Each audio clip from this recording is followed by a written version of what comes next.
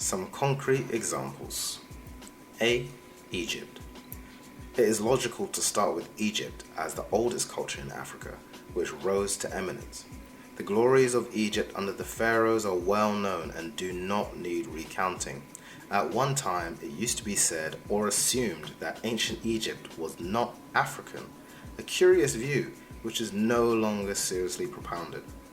However, for the present purposes, it is more relevant to refer to Egypt under Arab and Turkish rule from the 7th century onwards. During that latter period, the ruling class was foreign, and that meant that Egypt's internal development was tied up with other countries, notably Arabia and Turkey. Colonized Egypt sent abroad great amounts of wealth in the form of food and revenue, and that was a very negative factor. But the tendency was for the ruling foreigners to deal with their own imperial masters and to act simply as a ruling elite within Egypt, which became an independent feudal state.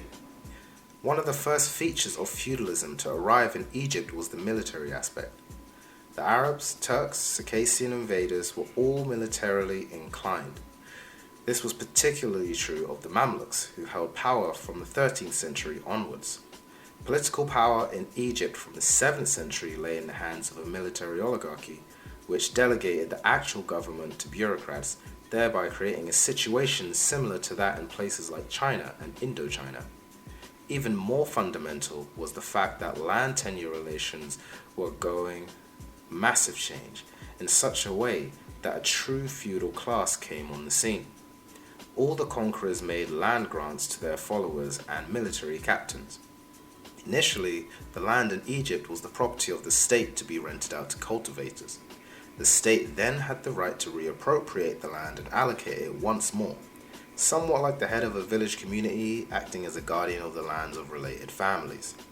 However, the ruling military elements also became a new class of landowners. By the 15th century, most of the land in Egypt was the property of the Sultan and his military lords. If there was a small class which monopolized most of the land, it followed that there was a large class of the landless. Peasant cultivators were soon converted into mere agricultural laborers, tied to the soil as tenants or vassals of the feudal landlords. These peasants with little or no land were known as fellahin. In Europe, there are legends about the exploitation and suffering of the Russian serfs or muzik under feudalism. In Egypt, the exploitation of the fellahin was carried out even more thoroughly. The feudalists had no interest in the fellahin beyond seeing that they produced revenue. Most of what the peasants produced was taken from them in the form of tax, and the tax collectors were asked to perform the miracle of taking from the peasants even which they did not have. When their demands were not met, the peasants were brutalized.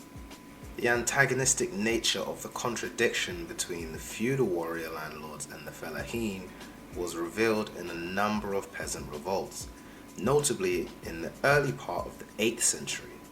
In no continent was feudalism an epoch of romance for the laboring classes, but the elements of development were seen in the technology and the increase in productive capacity. Under the patronage of the Fatimid dynasty of 1969 AD to 1170, science flourished and industry reached a new level in Egypt. Windmills and water wheels were introduced from Persia in the 10th century. New industries were introduced: papermaking, sugar refining, porcelain, and the distillation of gasoline. The older industries of textiles, leather, and metal were improved upon. The succeeding dynasties of the Ayyubids and the Mamluks also achieved a great deal, especially in the building of canals, dams, bridges, and aqueducts, and in stimulating commerce with Europe. Egypt at that time was still able to teach Europe many things and was flexible enough to receive new techniques in return. Although feudalism was based on the land, it usually developed towns at the expense of the countryside.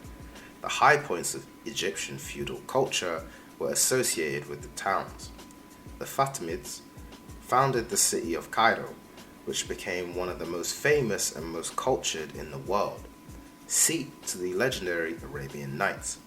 At the same time, they established the Azhar University, which exists today as one of the oldest in the world.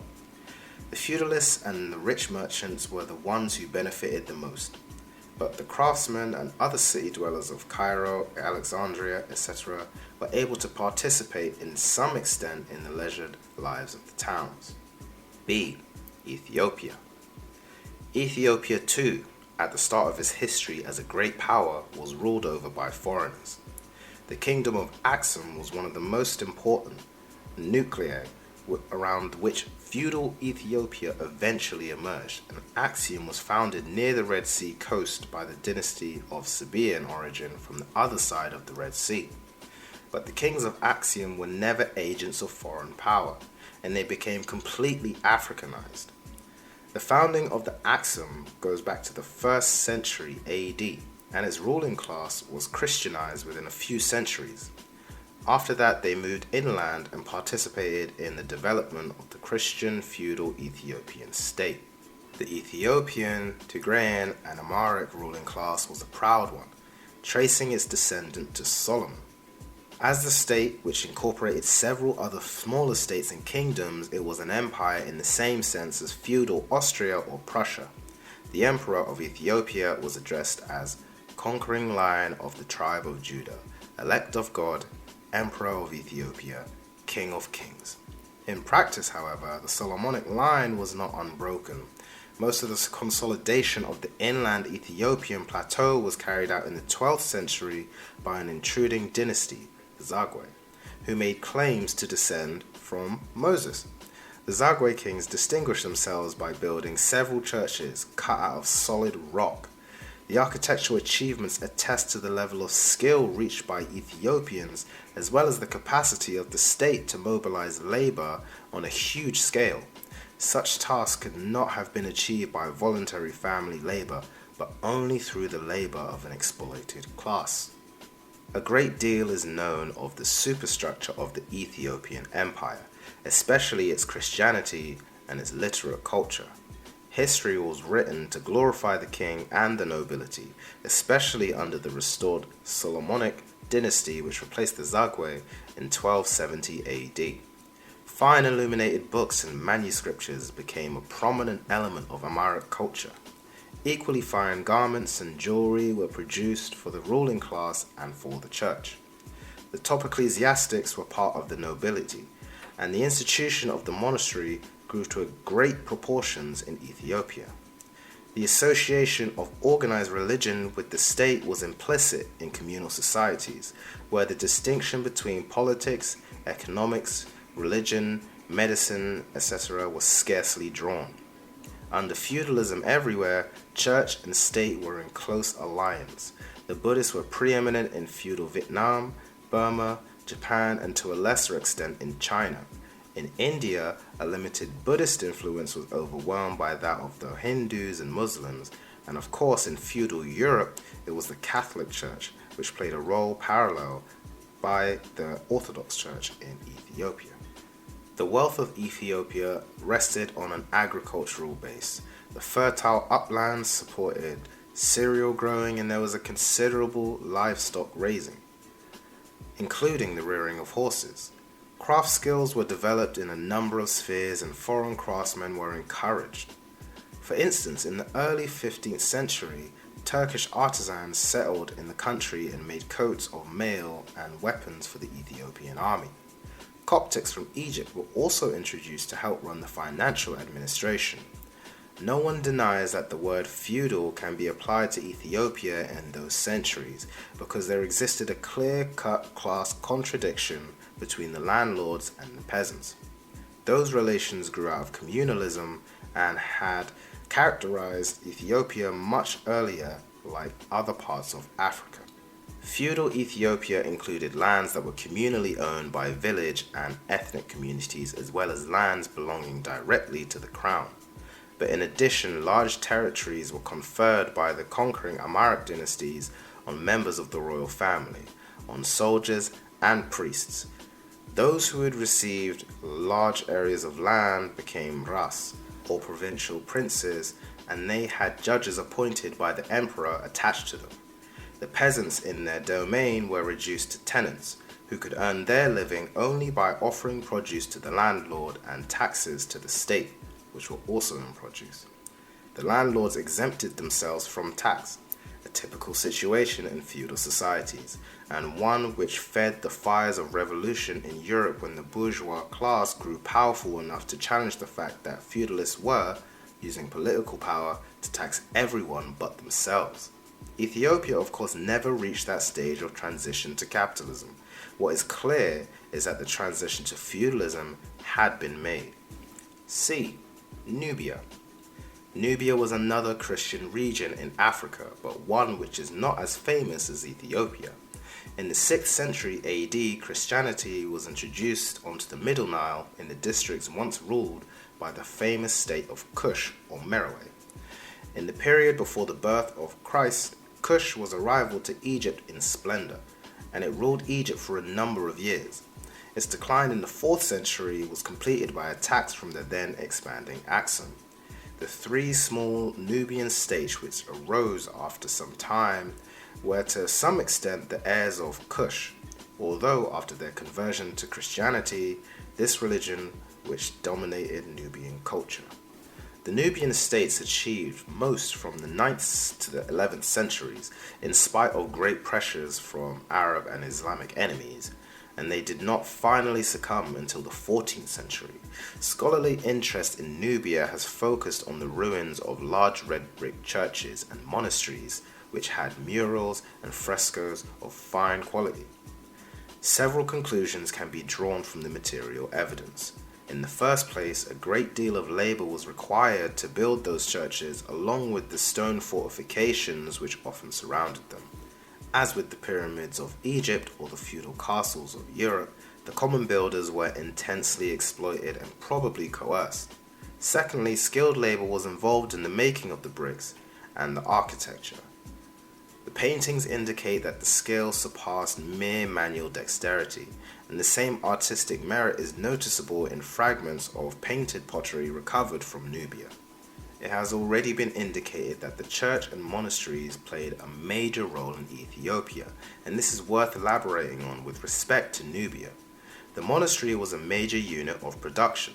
Numerous peasant huts were clustered around each monastery, which functioned very much like the manor of a feudal lord.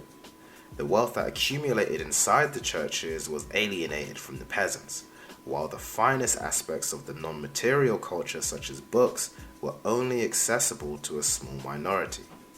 Not only were the peasants illiterate, but in many cases they were non-Christians or only nominally Christian, judging from the better-known Ethiopian example of the same date. When the Christian ruling class of Nubia was eliminated by the Muslims, very little of the achievements of the old state remained in the fabric of people's daily lives. Such reversals in the historical process are not uncommon through human history. Ultimately, the dialectic of development asserts itself, but some ebbing and flowing is inevitable. The Nubian states were not in existence in the 15th century, but they constitute a legitimate example of the possibilities of African development. One can go further and discern that Kush was still contributing to African development long after the kingdom had declined, and given way to Christian Nubia. It is clear that Kush was a center from which many small positive cultural elements diffused to the rest of Africa. Brasswork of striking similarity of that to the Meroe was reproduced in West Africa, and the technique by which West Africans cast their brass is generally held to have originated in Egypt and to have been passed on via Kush. Above all, Kush was one of the earliest and most vigorous centers of iron mining and smelting in Africa, and is certainly one of the sources from which this crucial aspect of technology passed to the rest of the continent. That is why the Middle Nile was the leading force in the social, economic, and political development of Africa as a whole. D. The Maghreb. Islam was the great revealed religion which played a major role in the period of the feudal development of the Maghreb, the lands at the western extremity of the Islamic empires that stretched across Africa, Asia, and Europe within the years of the Prophet Muhammad's death in the 7th century of the Christian era. The Arab empire building under the banner of Islam is a classic example of the role of religion in that respect. Ibn Khaldun, a great 14th century North African historian, was of the opinion that Islam was the most important force allowing the Arabs to transcend the narrow boundaries of small family communities which were constantly struggling amongst each other. He wrote, "Arab pride, touchiness, and intense jealousy of power render it impossible for them to agree. Only when their nature has been permeated by a religious impulse are they transformed, so that the tendency to anarchy is replaced by a spirit of mutual defense. Consider the moment when religion dominated their policy and led them to observe a religious law designed to promote the moral and material interests of civilization. Under a series of successors to the Prophet, how vast their empire became and how strongly it was established." The above remarks by Ibn Khaldun cover only one aspect of the Arab imperial expansion, but it was certainly a crucial one and attested to the role of ideology in the developmental process. That has to be considered in relation and in addition to the material circumstances. Furthermore, in judging the material conditions at any given time which might form the basis for further expansion of production and further growth of a society's power, it is also necessary to consider the historical legacy. Like Islamic Egypt and Christian Nubia, the Maghreb and the Islamic dynasties inherited a rich historical and cultural tradition. It was the seat of the famous society of Carthage, which flourished between 1200 BC and 200 BC, and which was a blend of foreign influences from the Eastern Mediterranean with the Berber peoples of the Maghreb. The region had subsequently been an important section of the Roman and Byzantine empires, and before becoming Muslim, the Maghreb had actually distinguished itself as a center of non-conformist Christianity, which went under the name Donatism. The striking achievements of the Muslim Maghreb were spread over the naval, military, commercial, and cultural spheres. Its navies controlled the Western Mediterranean, and its armies took over most of Portugal and Spain. When the Muslim advance into Europe was turned back in the year 732 AD, North African armies were already deep into France. In the 11th century, the armies of the Almoravid dynasty gathered strength from deep within Senegal and Mauritania and launched themselves across the Strait of Gibraltar to reinforce Islam in Spain, which was being threatened by Christian kings. For over a century, the Almoravid rule in North Africa and Iberia was characterized by commercial wealth and a resplendent literary and architectural record. After being ejected from Spain in the 1230s, the Maghreb Muslims, or Moors as they were called, continued to maintain a dynamic society on African soil. As one index to the standard of social life, it has been pointed out that public baths were common in the cities of Maghreb at a time when in Oxford the doctrine was still being propounded that the washing of a body was a dangerous act. One of the most instructive aspects of the history of the Maghreb is the interaction of social formations to produce the state. A major problem that had to be resolved was that of integrating the isolated Berber groups into larger political communities. There were also contradictions between sedentary groups and nomadic pastoral sectors of the population. The Berbers were mainly pastoralists organized in patriarchal clans, and in groups of clans connected by a democratic council of all male adults. Grazing land was under communal ownership, and maintaining irrigation was also a collective responsibility for the agriculturalists. Yet cooperation within kin groups contrasted with hostility between those who had no immediate blood ties, and it was only in the face of Arab invaders that the Berbers united using a non-conformist Kharijite Islam as their ideology. The Kharijite revolt of 739 AD is considered in one sense as being nationalistic, and in another sense a revolt of the exploited classes against the Arab military, bureaucratic, and theocratic elite, who profess the orthodox Sunni Islam. The revolt of the Berber masses laid the basis for Moroccan nationalism, and 3 centuries later, the Almohad dynasty from 1147 to 1270 AD brought political unity to the whole of the Maghreb as a product of the synthesis of Berber and Arab achievements in the sphere of state building. Unfortunately, the Maghreb nation did not last, and instead the region was bequeathed with the nuclei of three nation-states: Morocco, Algeria, and Tunisia. Within each of the three areas, divisive tendencies were very strong in the 14th and 15th centuries. For instance, in Tunisia, the ruling Hafsid dynasty was constantly involved in crushing local rebellions and defending the integrity of the state. It has been noted already that the political state in Africa and elsewhere was a consequence of development of the productive forces, but the state in turn also conditioned the rate at which the economy advanced, because the two were dialectically interrelated.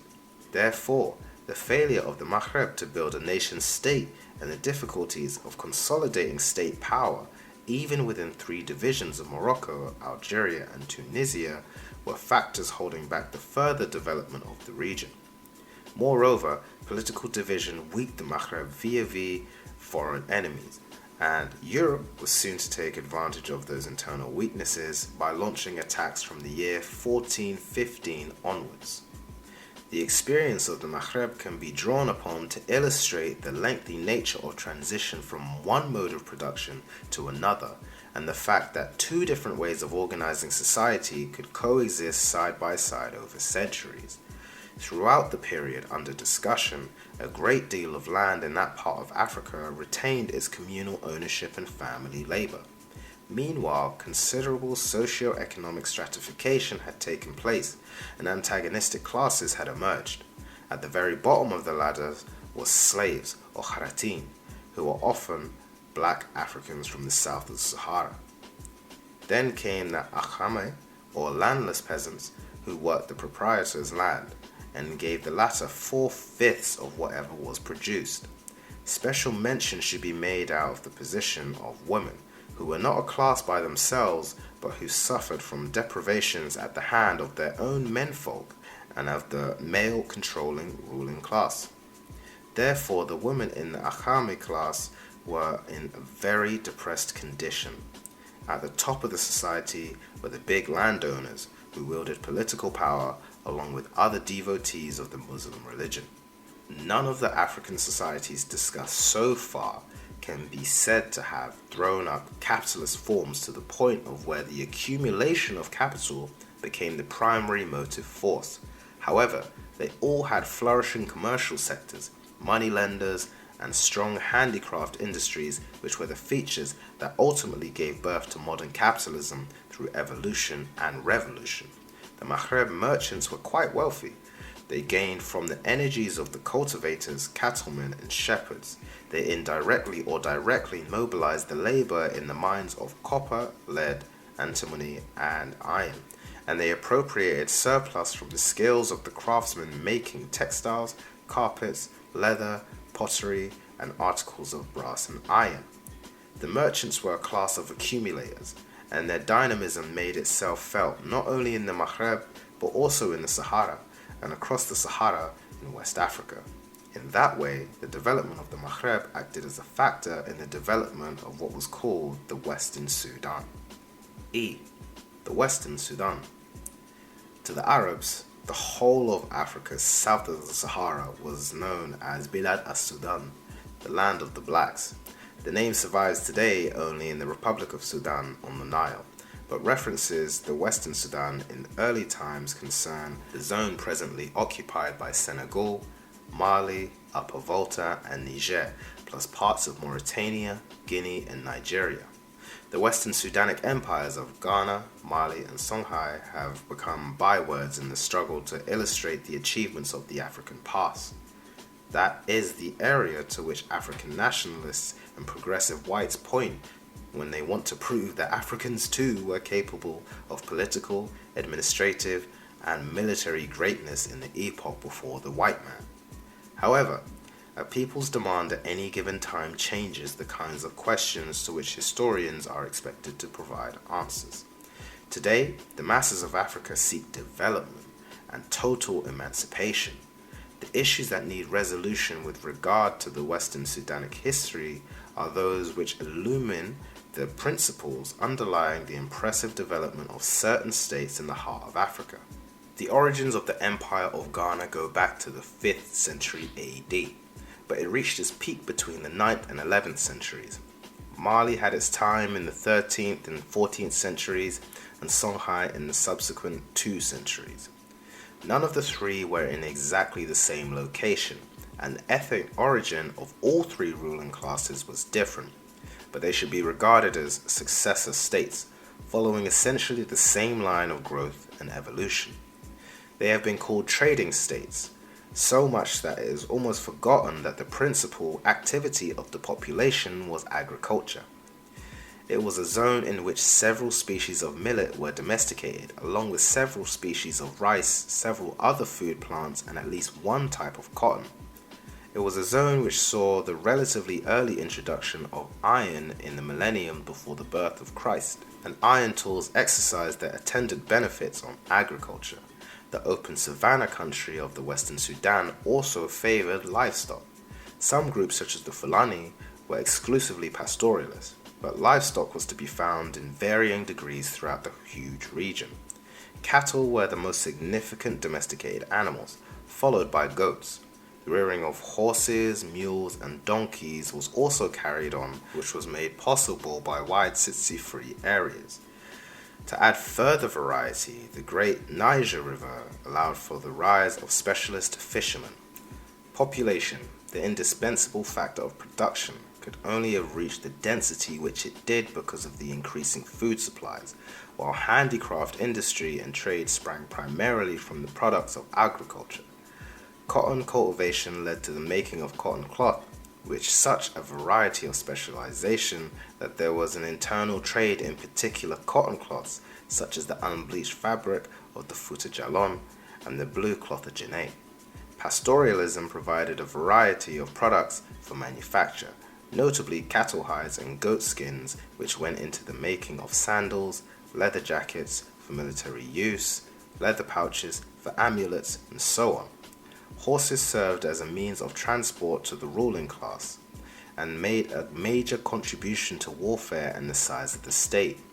For the purposes of interbreeding, some horses were imported from North Africa, where the Arab bloodstock was of the finest quality.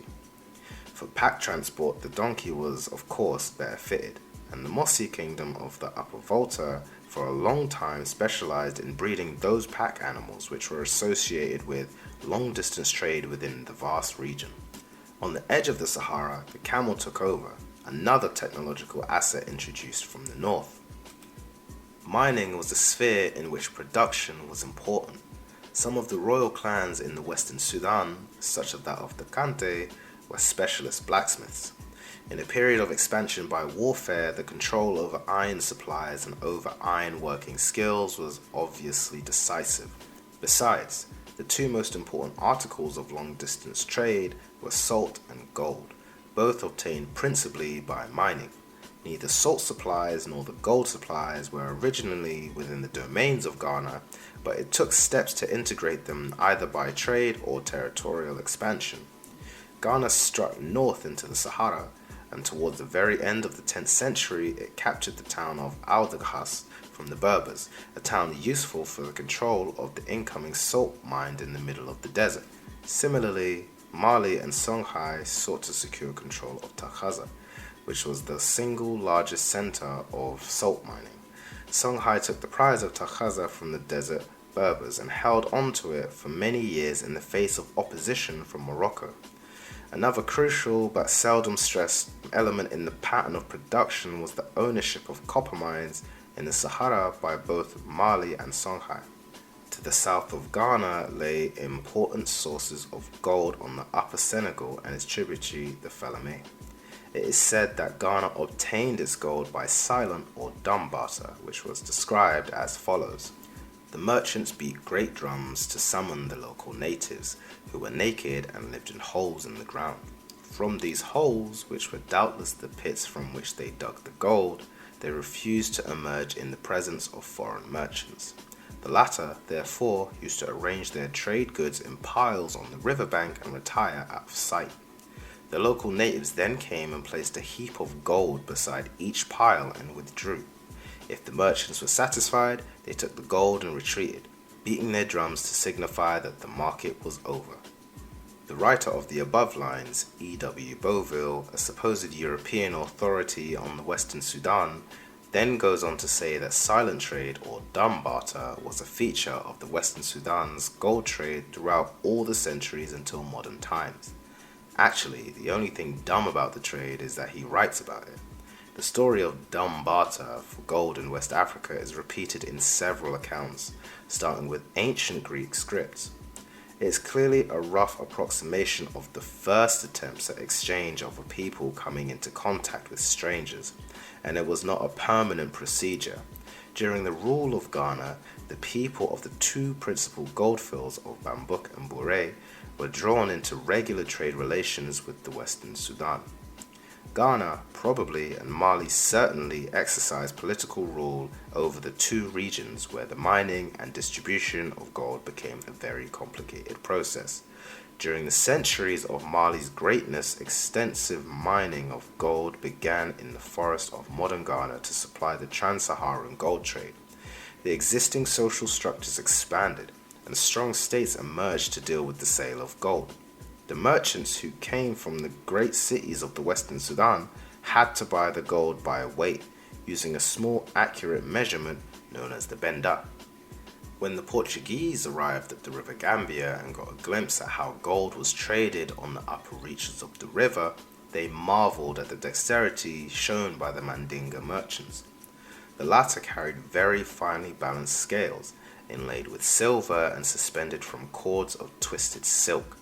The gold dust and nuggets were weighed with a brass weight. The expertise of the Mandinga in measuring gold and in other forms of commerce was largely due to the fact that ethnic groups there were a core of professional traders, commonly referred to as diolas. They were not very wealthy, but they were distinguished by their willingness to travel thousands of miles from one end of the Western Sudan to another.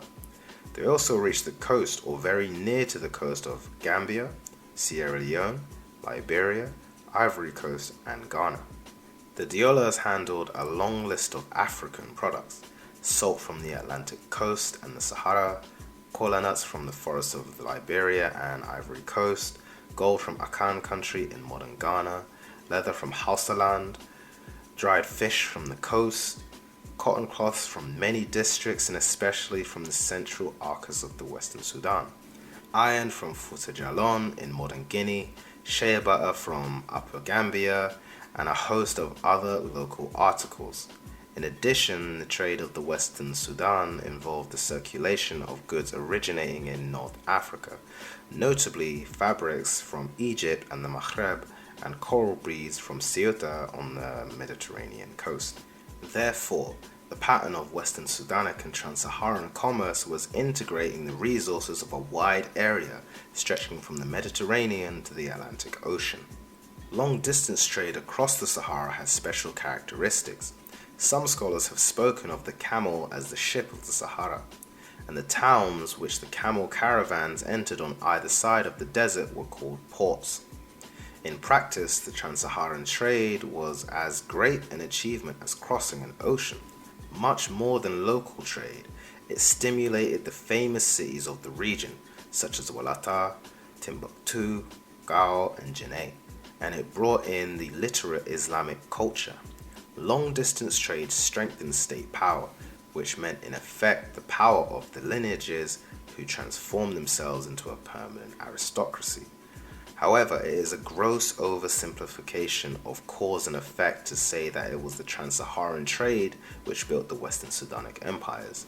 Ghana, Mali, and Songhai grew out of their environment and out of the efforts of their own population, and it was only after they had a certain status that their ruling classes could express an interest in long-distance trade and could provide security to permit that trade to flourish. It is significant that the Western Sudan never provided any significant capital for the Trans-Saharan trade. The capital came from merchants of Fez, Tlemcen, and other cities of the Maghreb. and they sent their agents to reside in Western Sudan. To some extent, it was a colonial relationship because the exchange was unequal in North Africa's favor. However, the gold trade was at least capable of stimulating the development of the productive forces within West Africa, while the accompanying trade in slaves had no such benefit. Ghana, Mali, and Songhai all exported a small number of slaves, and the Empire of Kanem-Bornu gave slave exports a much higher priority because it controlled no gold supplies. Kanem-Bornu used its power to raid for captives to the south as far as Adamawa in modern Cameroon. The negative implications of such policies were to be fully brought out in later centuries, when a steady trickle of slaves from a few parts of Western Africa across the Sahara was joined by a massive flow of the continent's people towards destinations named by Europeans. Though falling considerably short of the feudal stage, state formations was more advanced in the Western Sudan than in most parts of Africa in the period of 500 AD to 1500 AD. Apart from Mali, Ghana, and Songhai and Kanem-Bornu, there were outstanding kingdoms in Hausaland, in Mossi, in Senegal, in the Fouta Djallon Mountains of Guinea, and in the basins of the Benue tributary of the river Niger. The Western Sudanic techniques of political organization and administration spread out to many neighboring regions and influenced the rise of innumerable small states scattered throughout the coastal region from the river Senegal to the Cameroon Mountains. Some specific Sudanic features were discernible in many kingdoms, notably the position of the Queen Mother in the political structure. The strengths and weaknesses of the Western Sudanic states attest to the point which they had reached on a long road away from communalism with respect to social relations and to the level of production. The state held together several clashing social formations and ethnic groups. In the case of Kanem-Bornu, pastoralists and cultivators were even able to integrate the camel nomads of the desert. Elsewhere, the Tuareg nomads were kept at bay, so that cultivators and other sedentary peoples could live their lives in peace.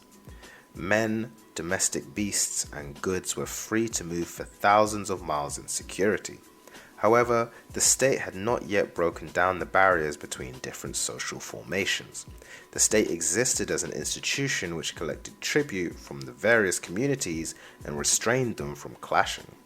In periods of weakness, the superstructure of the state almost disappeared and left free scope for divisive political and social tendencies. Each successive great state was a further experiment to deal with the problem of unity, sometimes on a conscious level and more often as an unconscious byproduct of the struggle for survival. Under feudalism, the ruling class in the state for the very first time tore away the social institutions which prevented the first embryo states from exercising direct action on each subject. That is to say, feudalism brought about a series of direct obligatory ties between the landed rulers and the landless subjects. In the Western Sudan, that clear-cut class division had not yet come into existence. By the time of Mali's preeminence in the 13th and 14th centuries, a small amount of local slavery had come into existence, and by the end of the 15th century there were both chattel slaves and domestic slaves, comparable to feudal serfs. For instance, in Senegal, the Portuguese traders found that there were elements in the population who worked most days for their masters and a few days per month for themselves, a budding feudalist tendency. Nevertheless, most of the population still had ample access to land through their kin, and in political terms, that means that the authority of the ruling class was exercised over heads of families and clans rather than over each subject.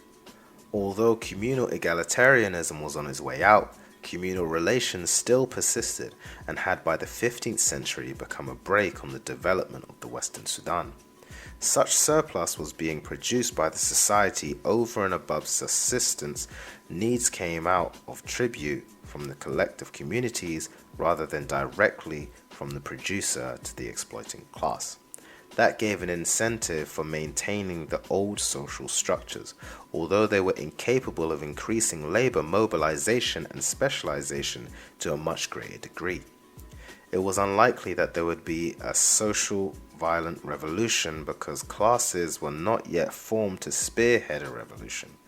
Under those circumstances, major advances of technology were required to spark off further change.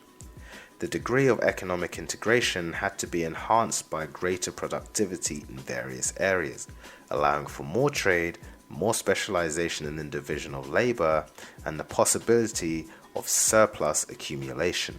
But wheeled vehicles and the plows stopped in North Africa, and so too did large-scale irrigation. Indeed, through the critical absence of a large-scale irrigation, the productive base in the Western Sudan actually decreased, for the Sahara was advancing. Ghana had stood on fertile agricultural land, but both Mali and Songhai had their centers further south, because the former northern terrain of Ghana was claimed by the Sahara through desiccation. Techniques necessary for the control of this hostile environment and for the increase of agricultural and manufacturing capacity had either to evolve locally or to be brought in from the outside. In the next phase of African history, the coming of the white man, both of those alternatives were virtually ruled out in West Africa. F. The Interlacustrine Zone. The high level of social evolution in the Western Sudan has been the cause of lengthy debates as to whether the region had achieved feudalism of the European variety, or whether it should be classed together with the great Asian empires, or whether it created a new and unique category of its own. On the eastern side of the continent, development in the same period was definitely slower. For one thing, the people of East Africa acquired iron tools at a much later date than their brothers in the north and the west, and secondly, the range of technology and skills was narrower. However, by the 14th century, state formation was well underway, and the principles of development revealed in the process are worth considering.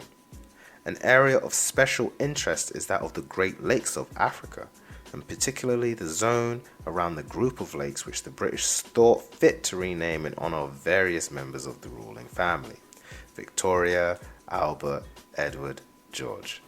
In that Interlacustrine zone, several famous states eventually emerged, one of the earliest and largest being that of Bunyoro-Kitara. Bunyoro-Kitara comprised in whole or in part the regions which today are called Bunyoro, Ankole, Toro, Taragwe, and Buganda, all of which fall in Uganda, except for Karagwe, which is in Tanzania. Historical traditions have been orally preserved by these various peoples who at one time fell in with the boundaries of Bunyoro-Kitara, and the traditions concentrate on the ruling dynasty, which is known as the Bachweze. The Bachweze were supposedly an immigrant pastoralist group. They introduced long-horned humped cattle, which later became the major species in the Interlacustrine zone. Possession of these cattle undoubtedly aided them to become a ruling aristocracy in the 14th and 15th century. They became a social stratum above the clans which previously existed, and which had narrow territorial bases. The period of the Bachweze preeminence is also associated with ironworking, the manufacture of bark cloth, the technique of sinking well shafts through rocks, and most strikingly of all, the construction of extensive earthwork systems, used apparently for both defense and enclosing large herds of cattle. The largest of the earthworks was at Bigo, with ditches extending over 6.5 miles. The division of labor between pastoralists and cultivators and the nature of their contacts intensified the process of caste formation and class stratification in the Interlacustrine area. The pastoralist Bahima had imposed their rule over the cultivators or Bairu. Social classes grew out of a situation of changing labor relations. The earthworks of Bigo and elsewhere were not built by voluntary family labor, and some form of coercion must also have been used to get the cultivators to produce a surplus for their new lords. For instance, the Bachweze are said to have established a system by which young men were conscripted into the king's service and were maintained by Bairu, who occupied and cultivated land assigned for the support of the army. They also introduced slave artisans and administrators. when administrative officials were appointed at a local level to rule on behalf of the aristocrats, that was the first step towards setting up feudal fiefs as in Ethiopia. For a while, the question of land grants had not yet entered the picture. It must be borne in mind that inequality in the distribution of cattle meant in fact unequal access to the means of production. Much uncertainty surrounds the precise identification of the Bashweze. It is possible that they were not immigrants. Nevertheless, it is generally held that they were light-complexioned pastoralists coming from the north. Assuming that this is so, it is essential to stress that whatever was achieved in the Interlacustrine region in the 14th and 15th century was a product of the evolution of African society as a whole, and not a transplant from the outside. In order to place those East African events within the context of universal human achievement, a parallel can be drawn with India. Centuries before the birth of Christ, northern India was also the recipient of light-complexioned pastoral immigrants known as the Aryans. There was a time when everything in Indian culture was attributed to the Aryans, but then careful scrutiny revealed that the basis of Indian society and culture had been laid by the earlier populations known as the Dravidians. Therefore, it is now considered far more sensible to see the achievements of North India as a product of synthesis or combination of Aryan and Dravidian. Similarly, in East Africa, one needs to look at the elements of synthesis between the new and the old, and that in effect was the path of development in the Interlacustrine zone in the 14th and 15th centuries. As has just been noted, the Bashweze are associated with techniques such as ironworking and bark cloth manufacture. It is not at all clearly established that they introduced such techniques for the first time, and it is much more probable that they presided over the elaboration of such skills. Certainly, iron-using societies were known in East Africa several centuries before the Bashweze period.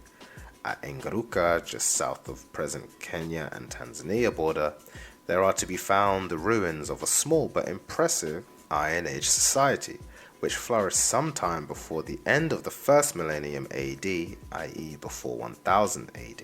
Engaruka was a concentrated agricultural settlement, engaging in terracing, irrigation, and the construction of walls by the technique known as dry stone building, whereby no lime was required to hold the stones together. In the Interlacustrine area itself, there had emerged a banana-based agriculture, which was capable of supporting a large sedentary population. That was the sort of precondition for moving from communal isolation to statehood. It is significant that orally preserved traditions imply the existence of kingdoms in Bunyoro and Karagwe before the Bashweze. State formation was already in an embryo stage when the outsiders arrived, and the likelihood is that they did not remain outsiders for too long. Unlike the Aryans in India, the Bashweze did not even impose their own language, but adopted the Bantu speech of the local inhabitants. That reflects the dominance of the local rather than the foreign elements in the synthesis. In any event, the cultural product was African and was part of the pattern of development through localized evolution combined with the interplay of social formations on a continent-wide scale. Among the contributions supposedly made by the Bashweze to the Interlacustrine kingdoms was the introduction of religion based on the phases of the moon. In all of the situations examined so far, religion played a significant role in promoting the building of the state, leading away from the simple organization of the family community. Christianity and Islam have been the most frequent associated with large-scale building both inside and outside of Africa. That is to be explained not so much by the actual religious beliefs, but because membership in a powerful universal church gave the ruling class of a young state many advantages. A Christian or Muslim prince had access to literate culture and a wider world. He dealt with traders and craftsmen, professing that religion he used administrators and churchmen who were literate, and he could travel to parts of the world such as Mecca. Above all, the universal religions replaced traditional African ancestral religions in Ethiopia, Sudan, Egypt, Maghreb, and progressively in the Western Sudan because Christianity and Islam were not rooted in any family community, and therefore could be used to mobilize the many communities that were merging into the state. However, religious beliefs which have been accepted by a single clan or ethnic group could be elevated in the same form, or in a slightly altered form, to become the religion of the whole state. This was the situation in the Interlacustrine zone, and indeed in most other parts of Africa outside the regions already described. G. Zimbabwe. In Zimbabwe, one of the great constructions in brick dated around the 14th century is commonly referred to as temple and is felt to have served religious purposes. Even from the scanty evidence, it is clear that the religious aspect of social development was of the greatest importance in serving to cement ties between individuals in that emergent African society. For instance, the ruling class in the 15th century of Mutapa in Zimbabwe were pastoralists, and their religious ritual included objects that were symbolic of cattle, as were found in the Interlacustrine kingdoms such as Bunyoro and Karagwe. One can guess that the rituals also symbolized the dominance of cattle owners, just as they had also paid respect to the pre-existing ideas of the cultivators in order to effect a stable synthesis. The details of the picture are not available in the present stage of knowledge, but what is required is that any discussion of African religion must seek to present it in a mobile evolutionary manner, and to relate it to changing socio-economic forms and institutions, that task being beyond the confines of the present study. It is proposed to examine Zimbabwe as yet another region where the productive base and the political superstructure can be ascertained to have developed appreciably in the last few centuries, before Africa was drawn into contact with Europe. Within the southernmost section of the continent, the area in which striking achievements were registered by the 15th century was that between the rivers of the Zambezi and Limpopo, covering the territories that were later to be called Mozambique and Rhodesia. Iron-using and state-building peoples were active there from early in the first millennium AD, and eventually there emerged in the 15th century the empire which Europeans called Monomotapa.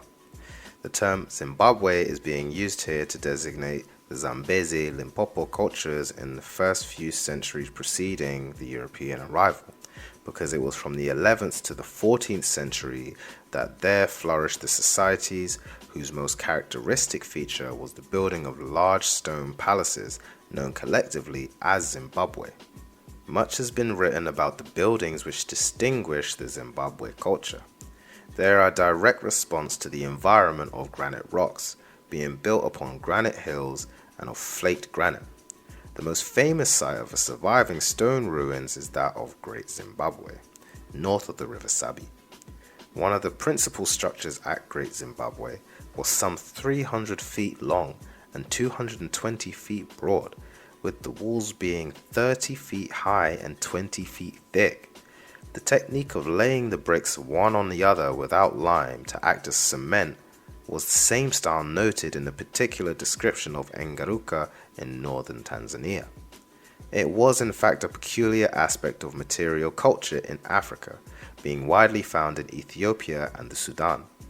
The style of the encircling brick walls at Great Zimbabwe and other sites was also characteristically African, in that it was an elaboration of the mud enclosures or kraals of many Bantu-speaking peoples.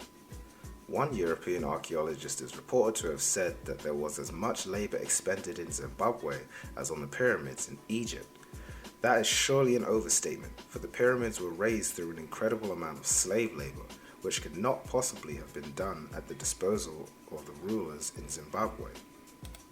However, it is definitely necessary to reflect on the amount of labor which would have been required to construct the buildings within the Zimbabwe region up till the 15th century. The workers may well have been from a particular ethnic group who were subjugated by other ethnic groups, but in the process of subjugation, they were acquiring the character of social class whose labor was being exploited. Nor was it sheer manual labor.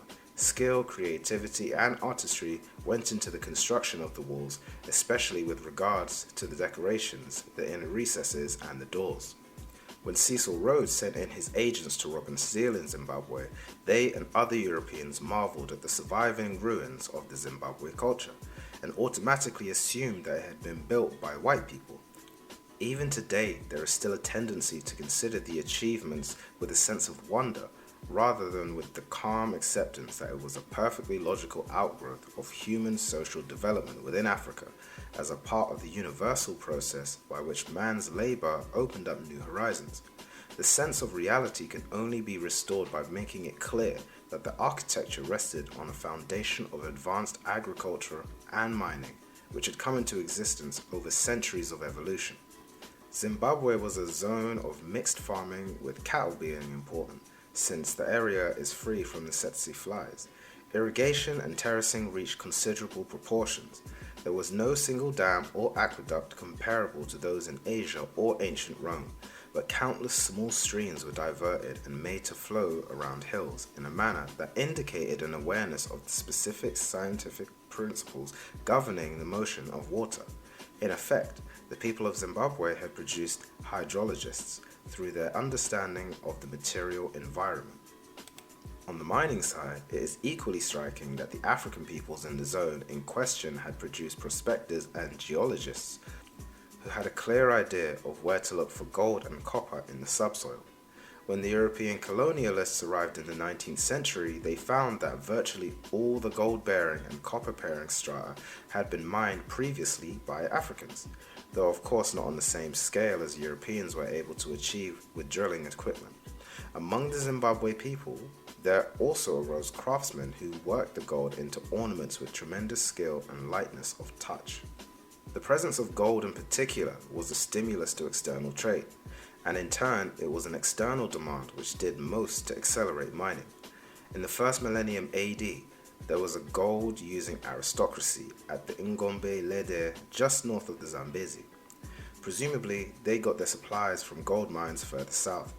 However, gold is required in large quantities only in a society which produces a very large economic surplus and can afford to transform part of that surplus into gold for prestigious purposes, as in India, or in coinage and money to promote capitalism, as in Western Europe.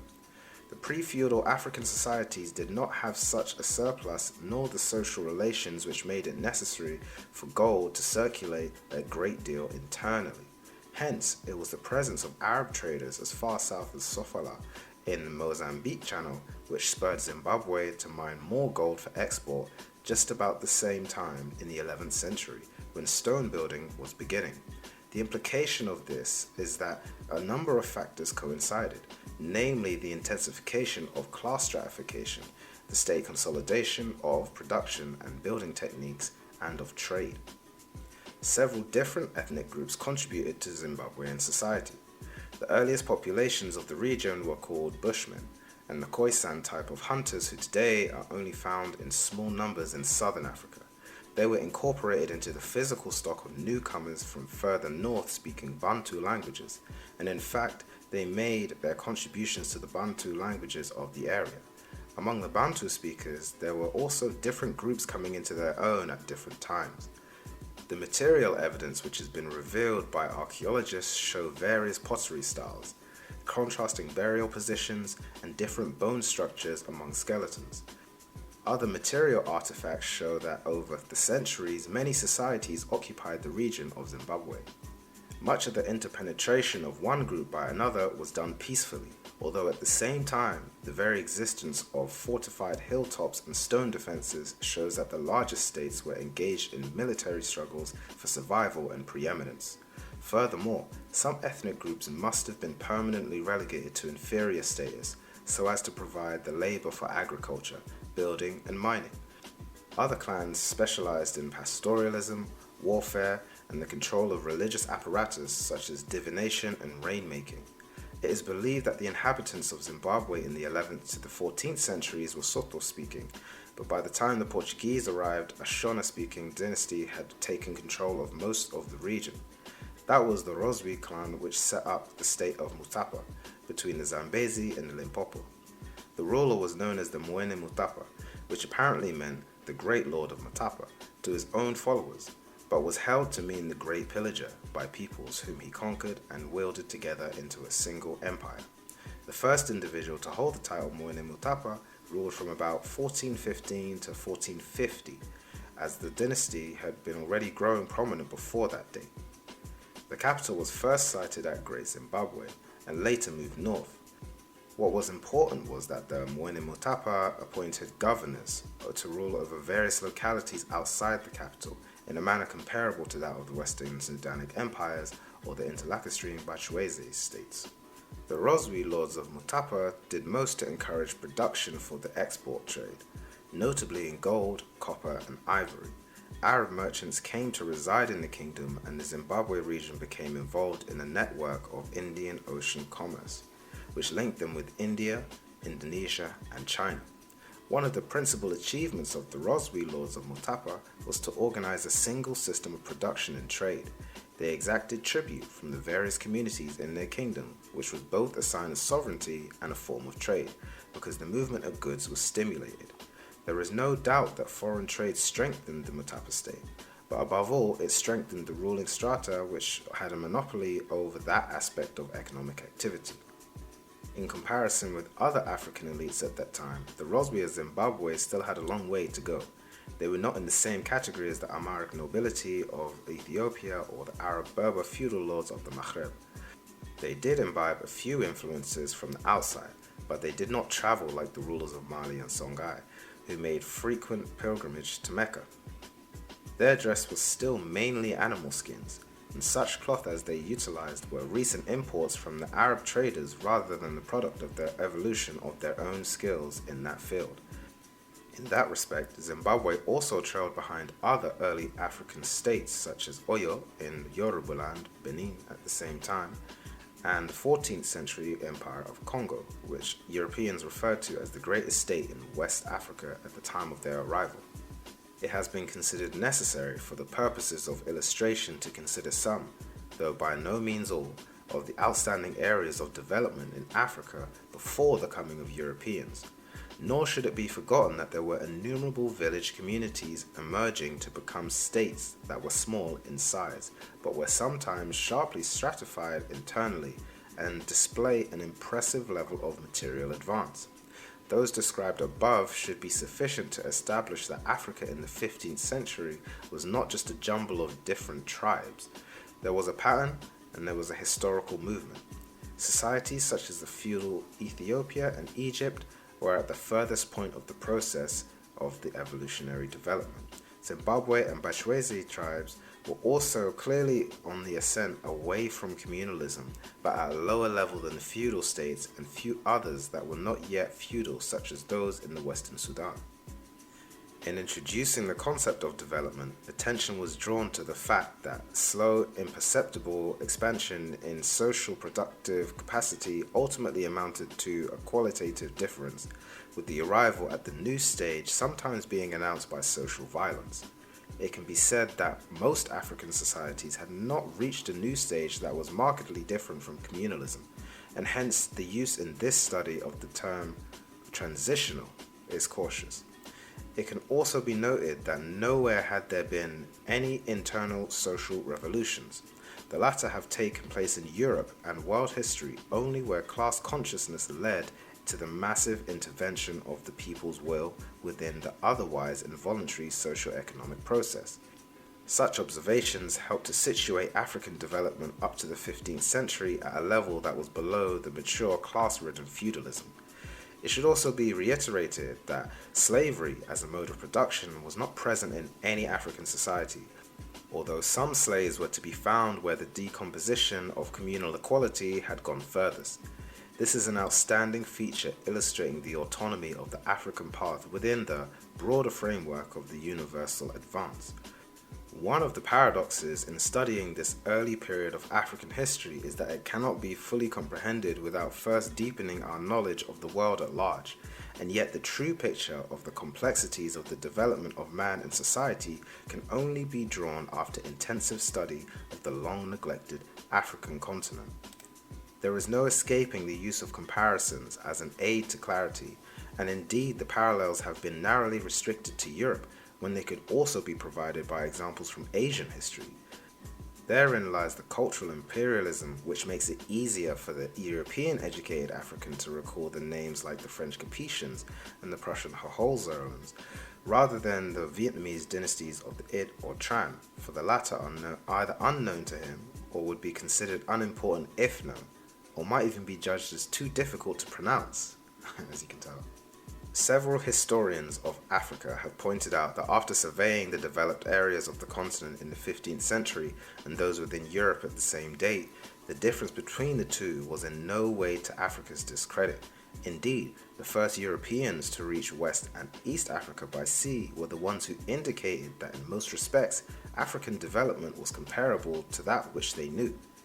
To take but one example, when the Dutch visited the city of Benin, they described it thus. The town seems to be very great. When you enter into it, you go into a great broad street, not paved, which seems to be 7 or 8 times broader than the Voormoos Street in Amsterdam. The King's Palace is a collection of buildings which occupy as much space as the town of Haarlem, and which is enclosed within these walls. There are numerous apartments for the princes, ministers, and fine galleries, most of which are as big as those on the exchange at Amsterdam. They are supported by wooden pillars encased with copper, where their victories are depicted, and which are carefully kept very clean. The town is composed of 30 main streets, very straight and 120 feet wide, apart from an infinity of small intersecting streets. The houses are close to one another, arranged in good order. These people are in no way inferior to the Dutch as regards to cleanliness. They wash and scrub their houses so well that they are polished and shining like a looking glass. Yet, it would be self-delusion to imagine that all things are exactly equal in Benin and in Holland. European society was already more aggressive, more expansionist, and more dynamic in producing new forms. The dynamism within Europe was contained within the merchant and manufacturing class. The galleries of the exchange at Amsterdam sat Dutch burghers, the ancestors of the modern bourgeoisie of industry and finance. This class in 15th century Europe was able to push the feudal landowners forward or aside. They began to discard conservatism to create the intellectual climate in which change was seen as desirable. A spirit of innovation arose in technology, and transformation of the mode of production was quickened. When Europe and Africa established close relations through trade, there was therefore already a slight edge in Europe's favor, an edge representing the difference from a fledgling capitalist society and one that was still emerging from communalism. Brief guide to reading. Studies on early African history are lacking for many reasons, the most obvious being that African history was for a long time considered by colonialists as having so little value that it was not worth reconstructing. Another decisive factor is that the studies of Africa were mainly carried out by European bourgeoisie anthropologists, whose philosophical outlook on primitive societies caused them to separate African society from its historical context. There was a concentration on micro-units and no reference to overall patterns. The new African scholarship has been underway for too short a time to have provided any significant breakthrough. The few books cited below are part of the new approach. B. Davidson, Africa in History, Henri Labouré, Africa Before the White Man, M. Shiney, Ancient African Kingdoms, M. Panica, The Serpent and the Crescent. The above group of books are assessments by non-Africans from a sympathetic perspective, and with sufficient value for them to be respected and widely used inside Africa. Mbanaka is an unusual example of an Asian scholar with a professional interest in the African continent. J. Ajayi and I. Espy, 1,000 Years of West African History. B. A. Ogot and J. A. Kieran, Zamani, A Survey of East African History. African historians have begun to provide syntheses of the continent's history by putting together relevant collections, usually on some section of the continent, as in the two examples above. Unfortunately, the quality varies from one selection to another, and African writers have not as of yet provided any coherent overview of the regions with which they are supposedly dealing.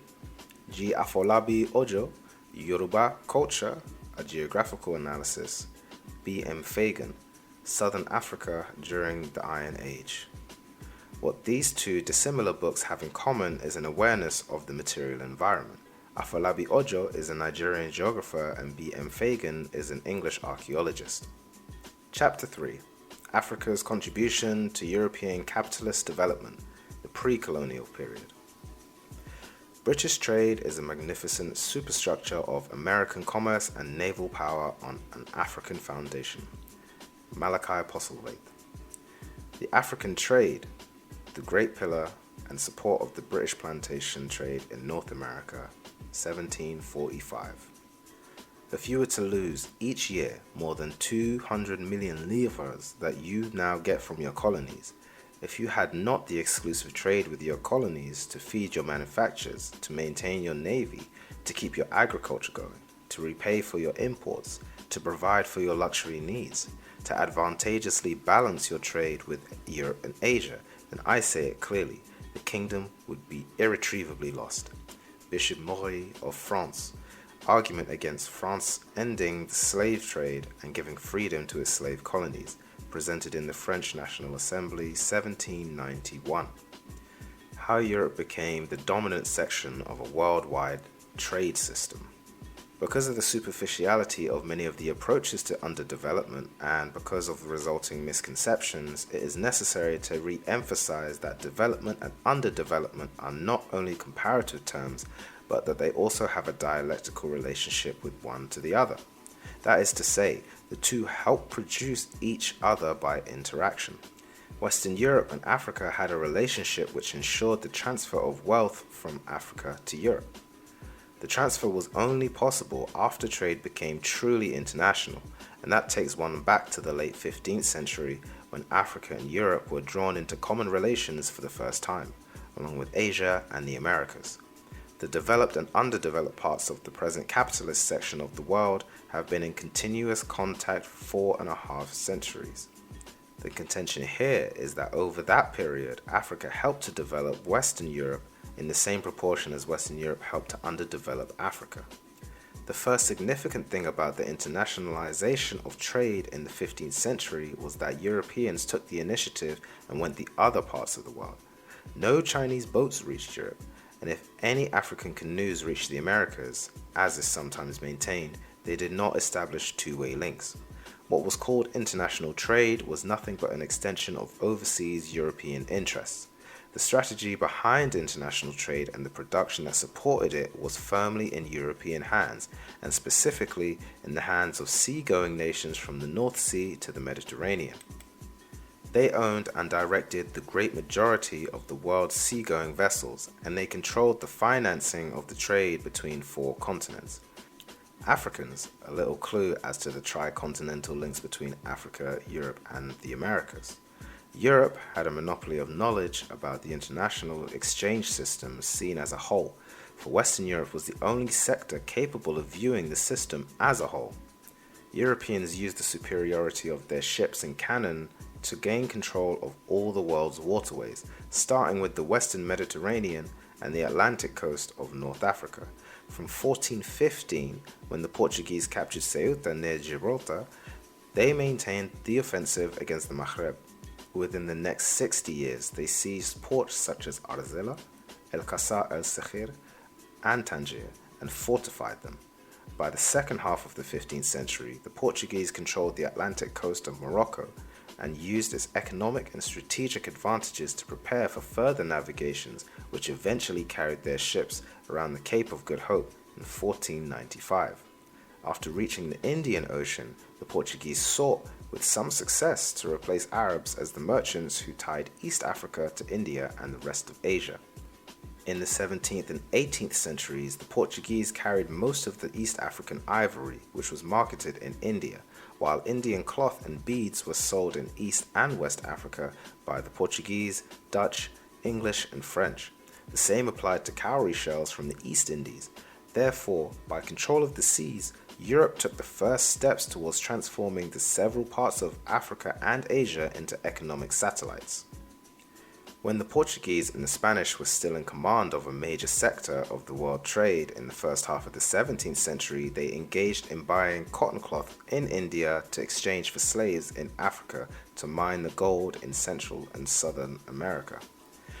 Part of the gold in the Americas would then be used to purchase spices and silks from the Far East.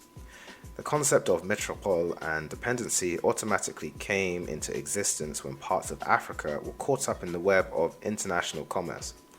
On the one hand, there were the European countries who decided on the role to be played by the African economy, and on the other hand, Africa formed an extension to the European capitalist market.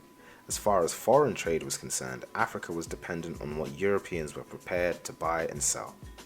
Europe exported to Africa goods which were already being produced and used in Europe itself: Dutch linen, Spanish iron, English pewter, Portuguese wines, French brandy, Venetian glass beads, German muskets, etc. Europeans were also able to unload on the African continent goods which had become unsaleable in Europe. Thus, items like old sheets, cast-off uniforms, technologically outdated firearms, and lots of odds and ends found guaranteed markets in Africa. Africans slowly became aware of the possibility of demanding and obtaining better imported goods, and pressure was exerted on the captains of European ships, but the overall range of trade goods which left the European ports of Hamburg, Copenhagen, and Liverpool was determined as almost exclusively by the pattern of production and consumption within Europe. From the beginning, Europe assumed the power to make decisions within the international trading system. An excellent illustration of that is the fact that the so-called international law, which governed conduct of nations on the high seas, was nothing else but European law. Africans did not participate in its making, and in many instances African people were simply the victims, for the law recognized them only as transportable merchandise. If the African slave was thrown overboard at sea, the only legal problem that arose was whether or not the slave ship could claim compensation from the insurers. Above all, European decision-making power was exercised in selecting what Africa should export in accordance with European needs. The ships of the Portuguese gave the search for gold the highest priority, partly on the basis of well-known information that West African gold reached Europe across the Sahara, and partly on the basis of guesswork. The Portuguese were successful in obtaining gold in parts of West Africa and East and Central Africa, and it was the Gold Coast which attracted the greatest attention from the Europeans in the 16th and 17th centuries. The number of forts built there was proof to that effect, and the nations involved include the Scandinavians and the Prussians, known as the Germans, apart from other colonial stalwarts like the British, Dutch, and Portuguese. Europeans were anxious to acquire gold in Africa because there was a pressing need for gold coined within the growing capitalist money economy.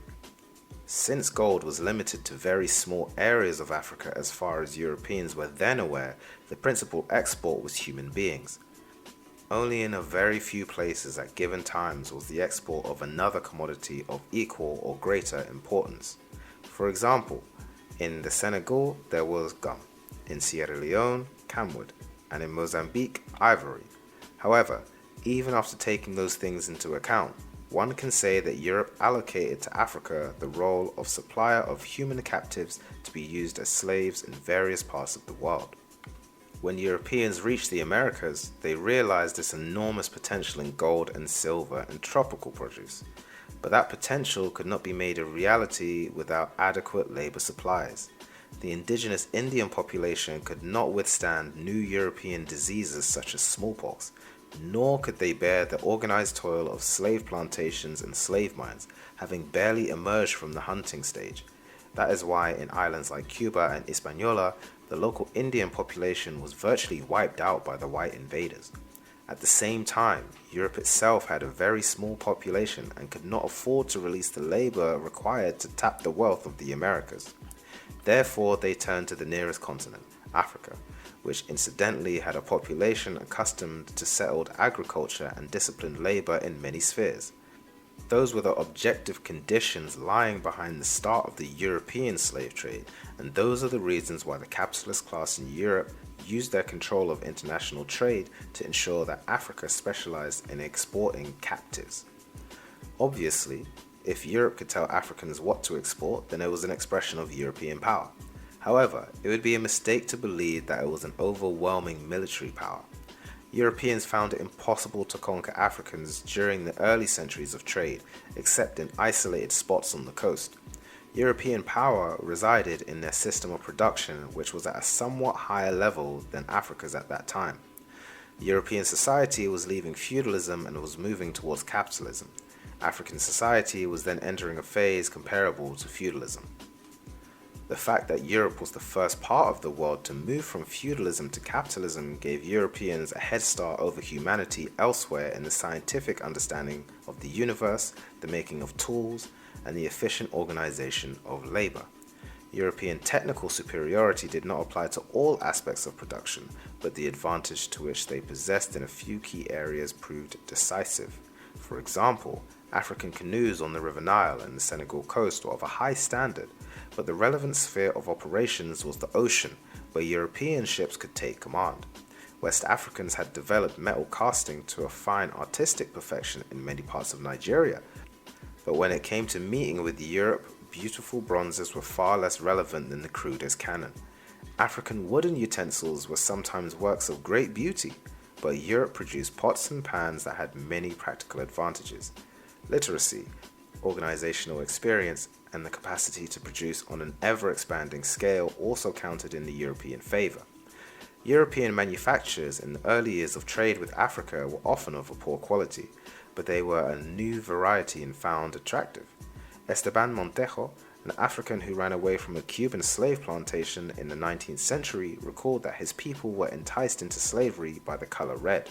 He said, "It was the scarlet which did it for the Africans. Both the kings and the rest surrendered without a struggle. When the kings saw that the whites were taking out these scarlet handkerchiefs as if they were waving, they told the blacks, 'Go on then, go and get a scarlet handkerchief.' And the blacks were so excited by the scarlet that they ran down to the ships like sheep, and they were captured." That version by one of the victims of slavery is very poetic. What it means is that some African rulers found European goods sufficiently desirable to hand over captives which they had taken in warfare. Soon, war began to be fought between one community and another for the sole purpose of getting prisoners for sale to Europeans, and even inside a given community, a ruler might be tempted to exploit his own subjects and capture them for sale. A chain reaction was started by European demand for slaves and only slaves, and by their offer of consumer goods, this process being connected with divisions within African societies. It is often said for the colonial period that vertical political divisions in Africa made conquest easy. This is even more true of the way that Africa succumbed to the slave trade. National unification was a product of mature feudalism and of capitalism. Inside of Europe, there were far fewer political divisions than in Africa, where communalism meant political fragmentation with the family as the nucleus, and there were only a few states that had real territorial solidity.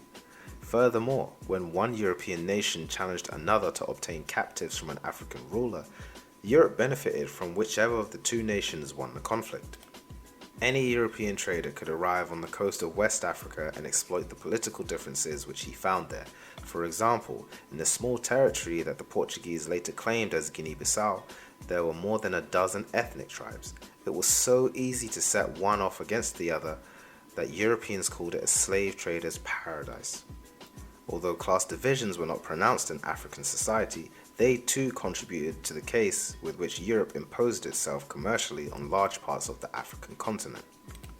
The rulers had a certain status and authority, and when bamboozled by European goods, they began to use that position to raid outside their societies, as well as to exploit internally by victimizing some of their own subjects. In the simplest of societies where there were no kings, it proved impossible for Europeans to strike up the alliance which was necessary to carry on a trade in captives on the coast. In those societies with ruling groups, the association with Europeans was easily established, and afterwards Europe hardened the existing internal class divisions and created new ones. In effect, particular aspects of African society became weaknesses when Europeans arrived as representatives of a different phase of development, and yet the subjugation of the African economy through slave trade was a slow process at the outset, and in some instances African opposition or disinterest had to be overcome. In the Congo, the slave trade did not get underway without grave doubts and opposition from the king of the state of the Congo at the beginning of the 16th century. He asked for masons, priests, clerks, physicians, etc., but instead he was overwhelmed by slave ships sent from Portugal, and a vicious trade was opened up by playing off one part of the Congo kingdom against another.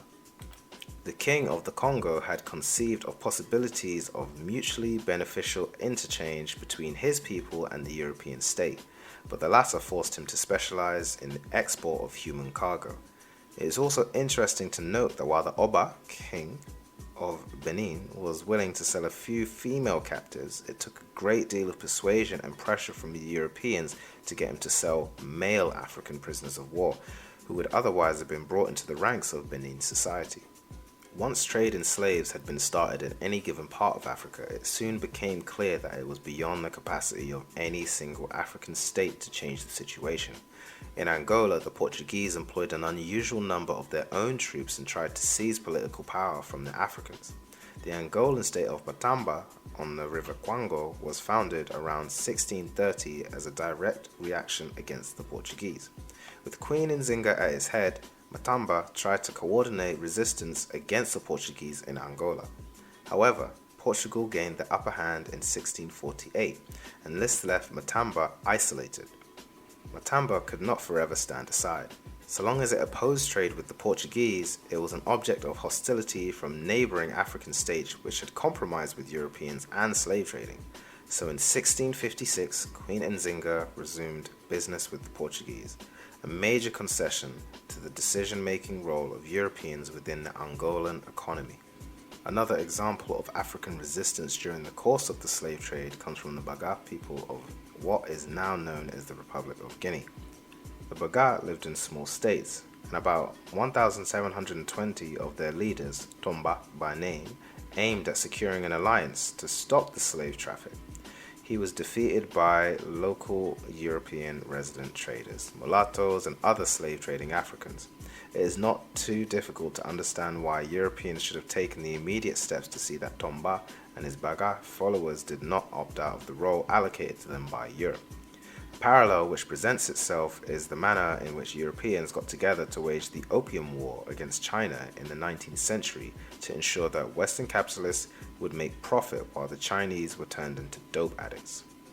Of course, it is only as a last resort that the capitalist metropoles need to use armed force to ensure the pursuit of favorable policies in the dependent areas. Normally, economic weapons were sufficient. In the 1720s, Dahomey opposed European slave traders and was deprived of European imports, some of which had become necessary by that time. Agajatrudo, Dahomey's greatest king, appreciated that European demand for slaves and the pursuit of slaving in and around Dahomey was in conflict with Dahomey's development. Between 1724 and 1726, he looted and burnt European forts and slave camps, and he reduced the trade from the slave coast to a mere trickle by blocking the paths leading to sources of supply in the interior. European slave dealers were very bitter, and they tried to sponsor some African collaborators against Agajatrudo. They failed to unseat him or crush the Dahomeyan state, but in turn Agaja failed to persuade them to develop new lines of economic activity, such as local plantation agriculture, and being anxious to acquire firearms and cowries through the Europeans, he had to agree to the resumption of the slave trade in 1730. After 1730, Dahomeyan slaving was placed under royal control and was much more restricted than previously. Yet, the failure of this determined effort demonstrated that a single African state at the time could not emancipate itself from European control. The small size of African states and the numerous political divisions made it so much easier for Europe to make the decisions as to Africa's role in world production and trade. Many guilty consciences have been created by the slave trade.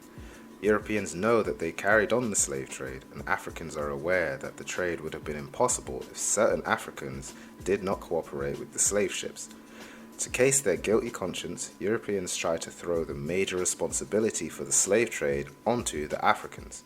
One European author of a book on the slave trade, appropriately entitled Sins of Our Fathers, explained how many other white people urged him to state that the trade was the responsibility of African chiefs, and that Europeans merely turned up to buy the captives, as though without European demand there would have been captives sitting on a beach by the millions. Issues such as those are not the principal concern of this study, but they can be correctly approached only after understanding that Europe became the center of a worldwide system, and that it was European capitalism which set slavery and the Atlantic slave trade in motion. The trade in human beings from Africa was a response to external factors. At first, the labor was needed in Portugal, Spain, and in the Atlantic islands such as Sao Tome, Cape Verde, and the Canaries. Then came the period when the Greater Antilles and the Spanish-American mainland needed replacements for the Indians who were victims of genocide.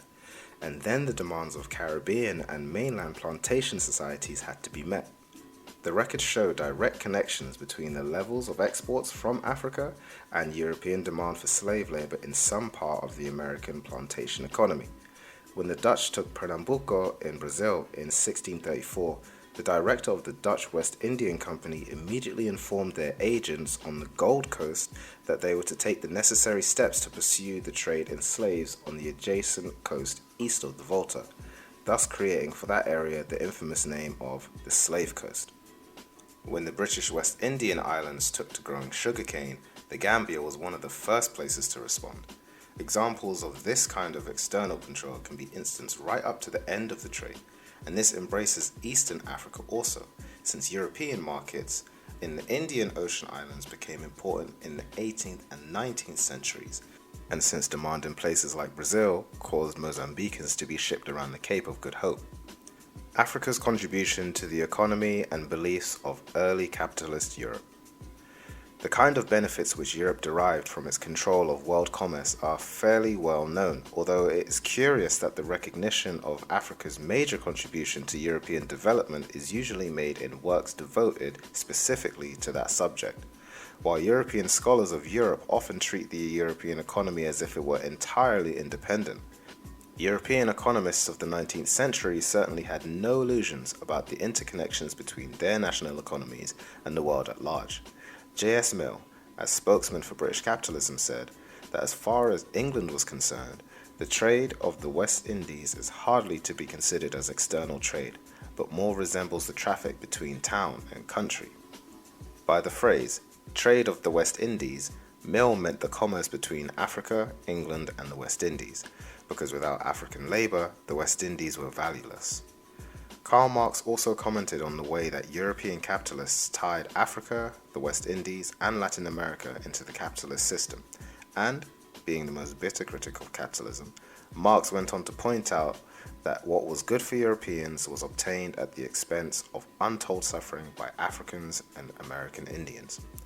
Marx noted that the discovery of gold and silver in America, the extirpation, enslavement, and entombment in mines of the aboriginal population, the turning of Africa into a commercial warren for the hunting of black skins, signalized the rosy dawn of the era of capitalist production.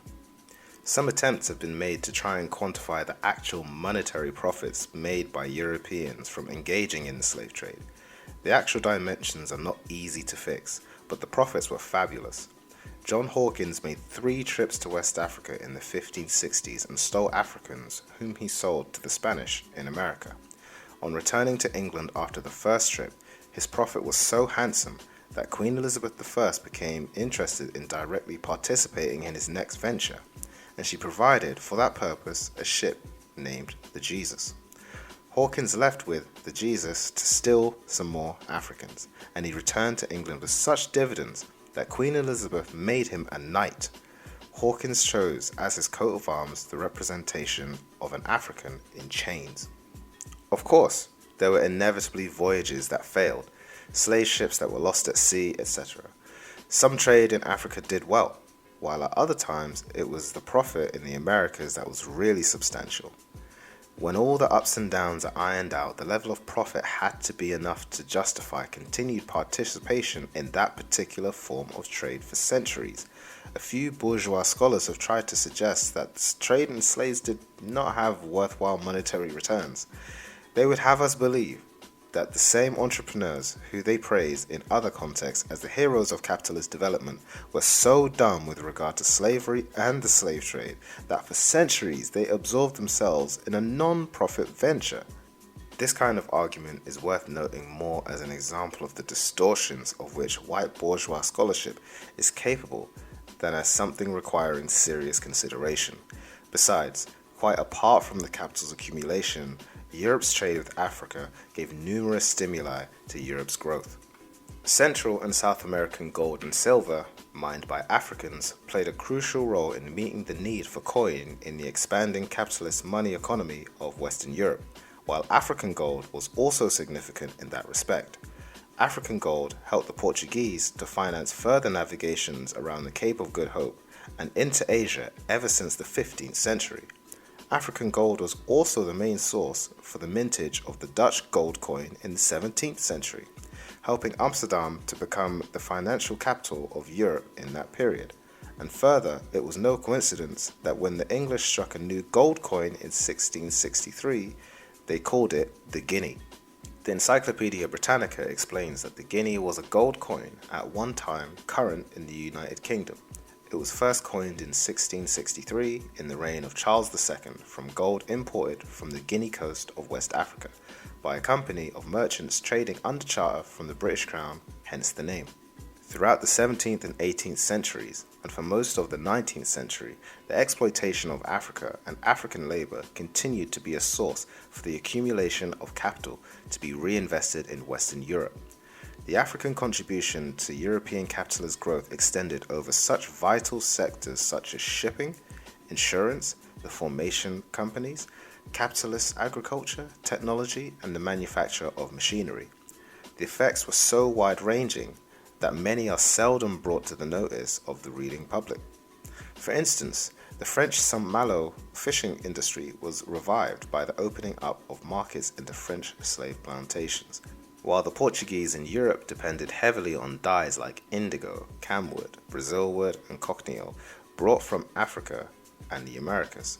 Gum from Africa also played a part in the textile industry, which is acknowledged as having been one of the most powerful engines of growth within the European economy.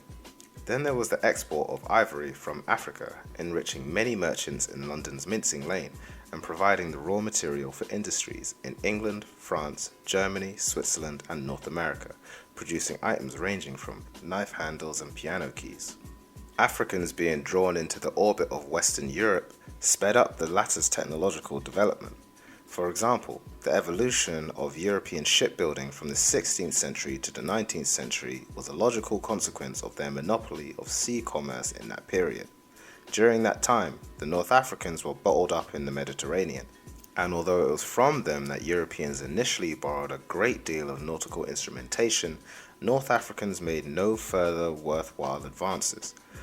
Where the original European advantage was not sufficient to assure supremacy, they deliberately undermined other people's efforts. The Indian Navy, for instance, suffered from the rigid enforcement of English navigational laws. Yet the expenses involved in building new and better European ships were met from the profits of overseas trade with India and Africa, etc. The Dutch were pioneers in improving upon that which took the Spanish and Portuguese out across the Atlantic, and the succession of Dutch trading companies operating in Asia, Africa, and America were the ones responsible for experimentation. By the 18th century, the British were using Dutch know-how as a basis for surpassing the Dutch themselves, and the Atlantic was their laboratory. It used to be said that the slave trade was a training ground for British seamen. It is probably more significant to note that the Atlantic trade was the stimulator of consistent advances in naval technology. The most spectacular feature in Europe, which was connected with African trade, was the rise of seaport towns, notably Bristol, Liverpool, Nantes, Bordeaux, and Seville.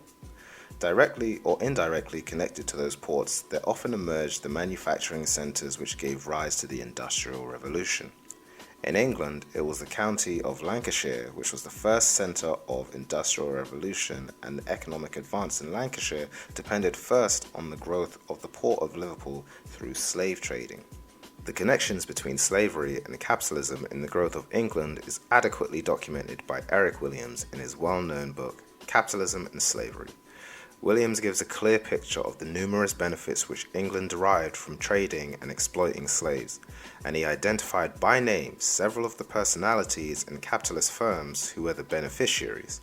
Outstanding examples are provided in the persons of David and Alexander Barclay, who were engaging in the slave trade in 1756, and who later used the same loot to set up Barclays Bank. There was a similar progression in the case of Lloyd's, from being a small London coffee house to being one of the world's largest banking and insurance houses, after dipping into profits from slave trade and slavery. Then there was James Watt, expressing eternal gratitude to the West Indian slave owners who directly financed his famous steam engine and took it from the drawing board to the factory. A similar picture would emerge from any detailed study of French capitalism and slavery, given the fact that during the 18th century the West Indies accounted for 20% of France's external trade, much more than the whole of Africa in the present century. Of course, benefits were not always given directly proportionate to the amount of involvement of a given European state in the Atlantic trade. The enormous profits of the Portuguese overseas enterprise rapidly passed out from the Portuguese economy into the hands of the more developed Western European capitalist nations who supplied Portugal with capital, ships, and trade goods. Germany was included in this category, along with England, Holland, and France. Commerce deriving from Africa helped a great deal to strengthen the transnational links within the Western European economy, bearing in mind that American produce was the consequence of African labor. Brazilian dyewoods, for example, were re-exported from Portugal into the Mediterranean, the North Sea, and the Baltic, and passed into the continental cloth industry of the 17th century. Sugar from the Caribbean was re-exported from England and France to other parts of Europe, to such an extent that Hamburg in Germany was the biggest sugar refining center in Europe for the first half of the 18th century. Germany supplied manufactures to Scandinavia, Holland, England, France, and Portugal for resale in Africa. England, France, and Holland found it necessary to exchange various classes of goods, the better to deal with Africans for gold, slaves, and ivory. The financiers and merchants of Genoa were the powers behind the markets of Lisbon and Seville, while Dutch bankers played a similar role with respect to Scandinavia and England. Western Europe was that part of Europe in which by the 15th century the trend was most visible that feudalism was giving way to capitalism. In Eastern Europe, feudalism was still strong in the 19th century. The peasants were being driven off the land in England, and agriculture was becoming a capitalist operation. It was also becoming technologically more advanced, producing food and fibers to support a larger population and to provide a more cost-effective basis for the woolen and linen industries in particular.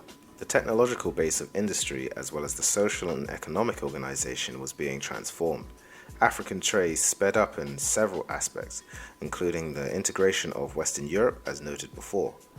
That is why the African connection contributed not merely to economic growth, which relates in quantitative dimensions, but also to the real development in the sense of increased capacity for further growth and independence.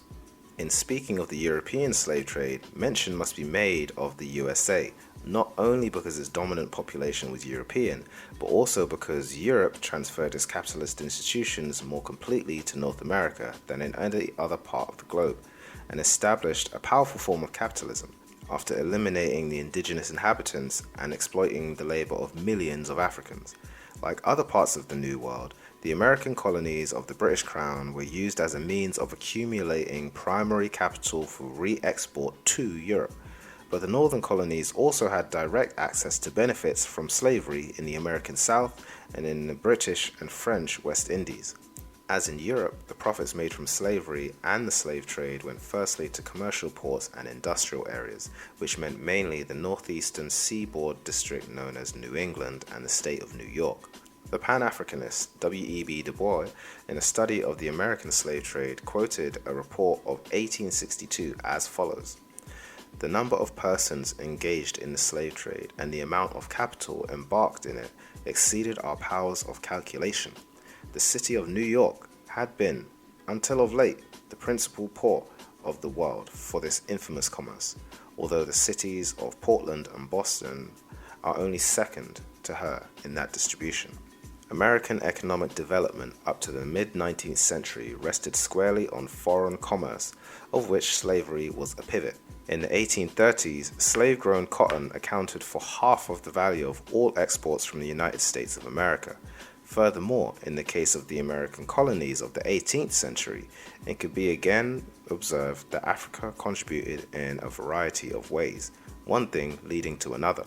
For instance, in New England, trade with Africa, Europe, and the West Indies in slaves and slave-grown products supplied cargo for their merchant marine, stimulated the growth of their shipbuilding industry, built up their towns and their cities, and enabled them to utilize their forests, fisheries, and soil more effectively. Finally, it was the carrying trade between the West Indian slave colonies and Europe which lay behind the emancipation of the European colonies from British rule, and it was no accident that the struggle for American independence started in the leading New England town of Boston. In the 19th century, the connection with Africa continued to play an indirect role in the American political growth.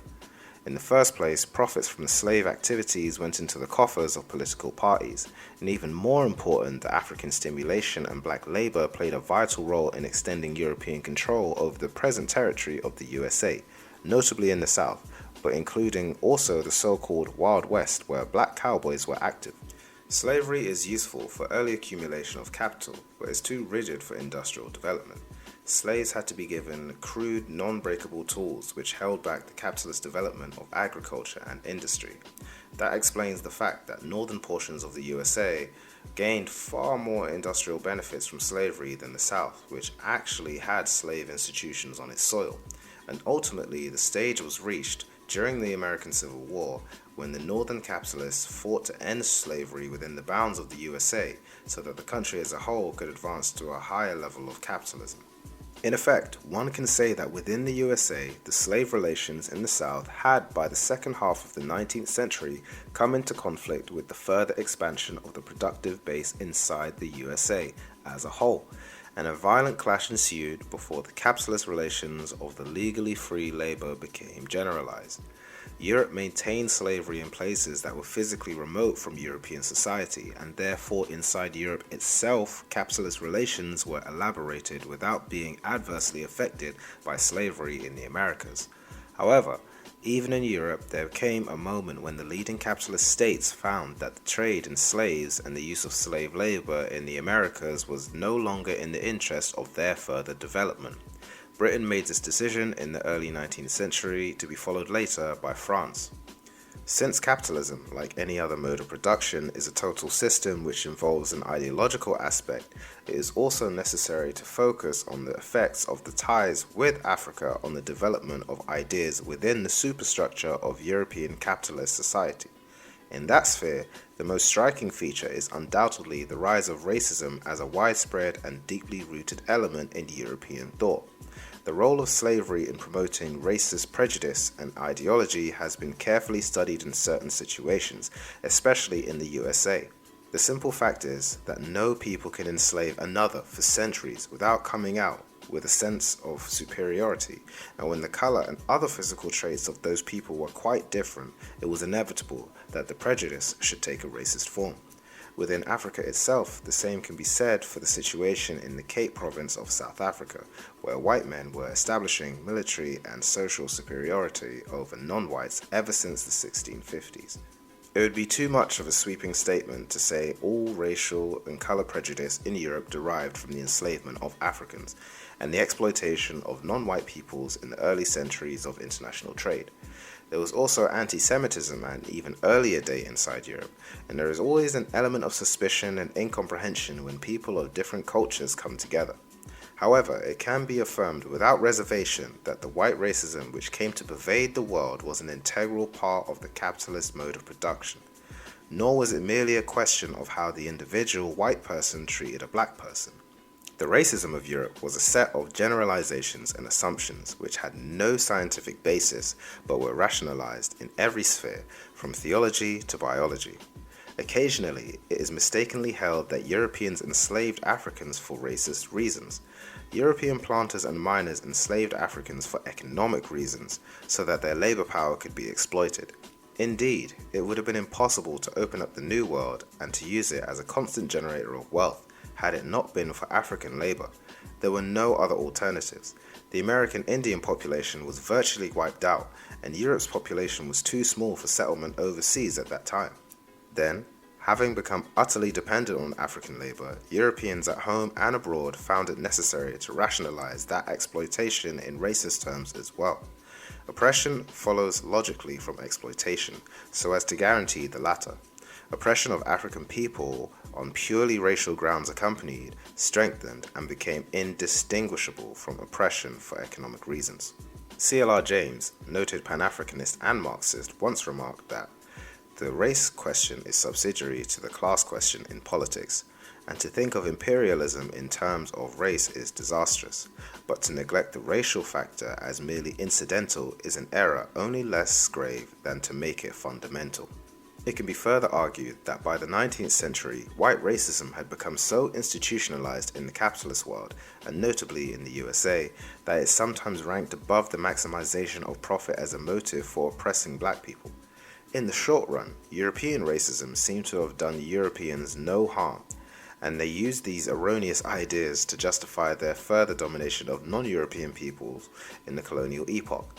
But the international proliferation of bigoted and unscientific racist ideas was bound to have its negative consequences in the long run. When Europeans put millions of their brothers, Jews, into ovens under the Nazis, the chickens were coming home to roost. Such behavior inside of democratic Europe was not as strange as it was sometimes made out to be. There was always a contradiction between the elaboration of democratic ideas inside Europe and the elaboration of authoritarian and thuggish practices by Europeans with respect to Africans. When the French Revolution was made in the name of liberté, égalité, et fraternité, it did not extend to black Africans who were enslaved by France in the West Indies and Indian Ocean.